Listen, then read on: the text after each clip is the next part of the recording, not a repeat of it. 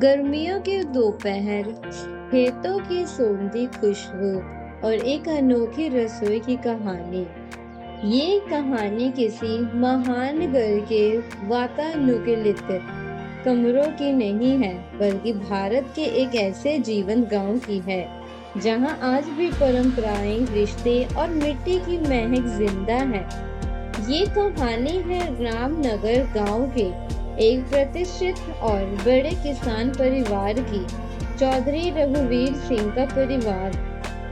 रघुवीर सिंह के 4 बेटे थे और उन चारों की पत्नियां, यानी घर की 4 बहुएं इस कहानी की मुख्य किरदार है। जेठानी से लेकर देवरानी तक चारों के स्वभाव में जमीन आसमान का अंतर था, लेकिन जब बात परिवार पर आती तो उनकी एकता देखने लायक होती थी। इस साल गर्मी अपने चरम पर थी। मई का महीना था, सूरज आग उगल रहा था और पारा 45 डिग्री को छू रहा था। इसी भीषण गर्मी के बीच गांव के खेतों में गेहूं की कटाई और नए सीजन की बुआई का काम जोर शोर से चल रहा था। इसी दौरान एक ऐसी परिस्थितियां बनी जिसने घर की चारों बहुओं को घर के आराम से दूर खेतों में बनी एक कच्ची रसोई में ला खड़ा किया। आइए जानते हैं इन 4 बहुओं और खेतों में बनी उस रसोई की पूरी कहानी। कहानी में आगे बढ़ने से पहले इन चारों बहुओं को समझना जरूरी है, क्योंकि इस भीषण गर्मी में रसोई संभालने का असली रोमांच इन्हीं के आपसी तालमेल में से पैदा हुआ था। बड़ी बहू कमला। कमला घर की सबसे बड़ी बहू थी। वह शांत, गंभीर, संस्कारी और पारंपरिक विचारों वाली महिला थी। पूरे घर के अनुशासन और मान मर्यादा की जिम्मेदारी उसी के कंधों पर थी। वह चूल्हा चौका संभालने में माहिर थी और बड़ों का आदर कैसे करना है ये उसे बखूबी आता था। मंझली बहू विमला। विमला स्वभाव से थोड़ी तीखी, हाजिर जवाब और हर बात में अपना फायदा नुकसान देखने वाली थी। वह काम से थोड़ा जी चुराती थी, लेकिन जब काम पर आती तो अपनी फुर्ती से सबको हैरान कर देती थी। उसका मानना था कि मेहनत करो, लेकिन आराम से समझौता मत करो। सजली बहू सुनीता।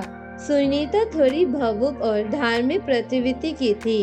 वह हर काम को भगवान का आशीर्वाद मानकर करती थी। वह शांत रहती और जब भी जेठानी और देवरानी में कोई नोकझोंक होती तो वह हमेशा बीच बचाव करने में आ जाती थी।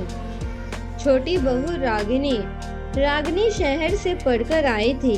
वह नई सोच वाली, आधुनिक और तकनीकी चीजों को पसंद करने वाली लड़की थी।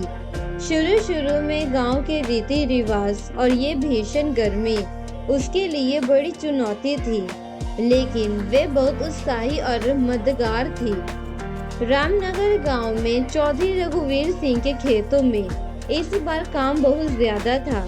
करीब 50 एकड़ जमीन पर कटाई का काम चल रहा था और शहर से आए हुए दर्जनों मजदूर दिन रात खेतों में पसीने बहा रहे थे। रघुवीर सिंह और उनके चारों बेटे भी सुबह से लेकर रात तक खेतों में ही डटे रहते थे। घर से खेत की दूरी लगभग 3 किलोमीटर थी। इतनी भीषण गर्मी में रोज सुबह शाम 50 लोगों का खाना घर पर बनाकर उसे बर्तन में भरकर खेत तक ले जाना एक बहुत बड़ी चुनौती बन गया था। तेज धूप के कारण खाना रास्ते में ही खराब होने का डर रहता था और झांझ पानी जैसे ठंडी चीजें खेत तक पहुंचते पहुंचते उबलने लगती थी। एक दिन शाम को चौधरी रघुवीर सिंह ने घर आकर अपनी पत्नी से कहा, भाग्यवान, इस बार गर्मी बहुत कड़क है। मजदूर धूप में बेहाल हो रहे हैं। अगर उन्हें समय पर गर्म खाना और ठंडा पानी खेत पर ही न मिला तो काम रुक जाएगा।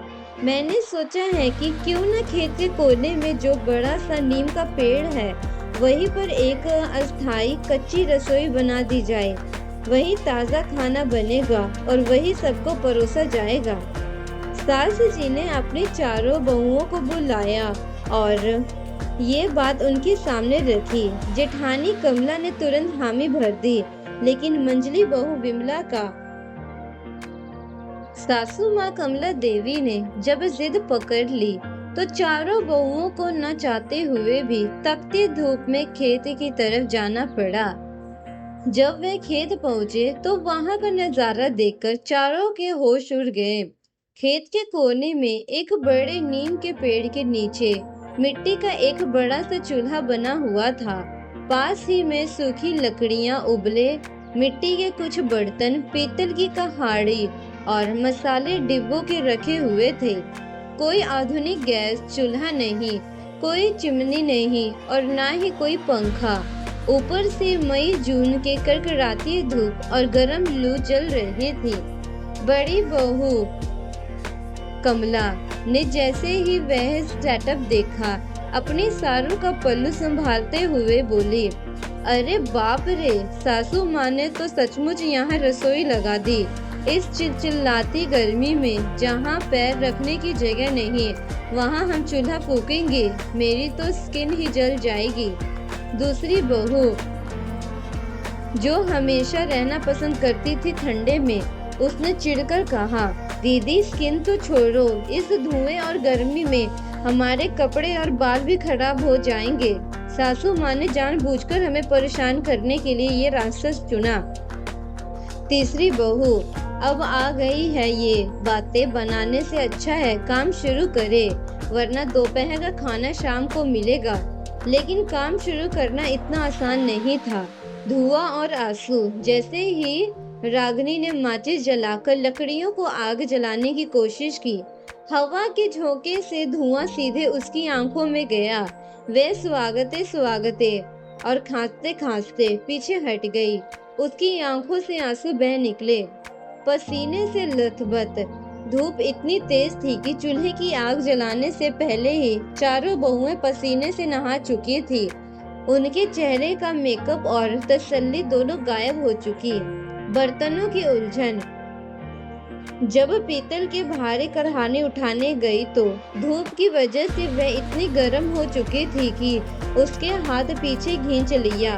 उफ, ये तो अभी से तवा बन गई है। सासू माँ कमला देवी ने जब खेत में रसोई सजा दी तो चारों बहुएं, रागिनी और उनकी मंझली, तीसरी और चौथी, दूसरे को देखकर मुस्कुराई। उन्हें अंदाजा था कि सासू माँ उनकी परीक्षा ले रही थी, लेकिन उन्होंने तय किया कि वे इस मुश्किल को भी अपनी एकता से आसान बना देती थी। खेत में पहुंचते ही वे और भी अच्छा बनाने लगी खाना और बिना पसीने का भी काम करती थी। खाना बनाते बनाते चारों बहुओं के बीच का प्यार और गहरा हो चुका था। वे पुराने गाने गुनगुना रही थी और एक दूसरे की चिढ़ाते हुए रोटियां बेल रही थी। तभी उन्होंने देखा कि सासू माँ दूर पेड़ के छांव में बैठी गर्मी से परेशान हो रही थी। आरती तुरंत दौड़कर गई और मिट्टी के घड़े का एकदम ठंडा पानी एक गिलास में लेकर अपनी नानी के पास गई। उसने बड़े प्यार से अपनी नानी के पैर छुए और पानी देते हुए बोली, नानी बस थोड़ी देर और, आपकी चारों बहुओं ने आपके लिए आपकी पसंद का खाना बना रही है। आप तब तक यहाँ ठंडा पानी पीजिए। बेटी का ये प्यार और आदर देखकर कमला देवी का दिल पिघल गया। उनकी आंखों में खुशी के आंसू आ गए। कुछ ही देर में चारों बहुओं ने हंसते मुस्कुराते हुए पूरा खाना तैयार किया। उन्होंने सासू माँ को बड़े चाव से जमीन पर चटाई बिछाकर बिठाया। रागिनी ने थाली परोसी और मंझली ने हाथ परखे से सासू चाँ को हवा झलाया शुरू किया और सजली पानी का लोटा रखा और आरती ने मुस्कुराते हुए पतली रोटी सासू माँ के मुंह में खिलाई। खेत की ताजी हवा, बहुओं का असली तालमेल और उनका ये बेपनाह प्यार देखकर सासू माँ का कमला देवी भावुक हो गई। उन्होंने चारों को गले से लगा लिया और बोली, मुझे इस खेत की रसोई में कोई परीक्षा नहीं लेनी थी। मैं तो बस तुम्हारी इस प्यारी सी मुस्कान और एकता को देखना चाहती थी। तुम्हें चारों ने इस तपती गर्मी को भी अपने प्यार से सावन बना दिया था।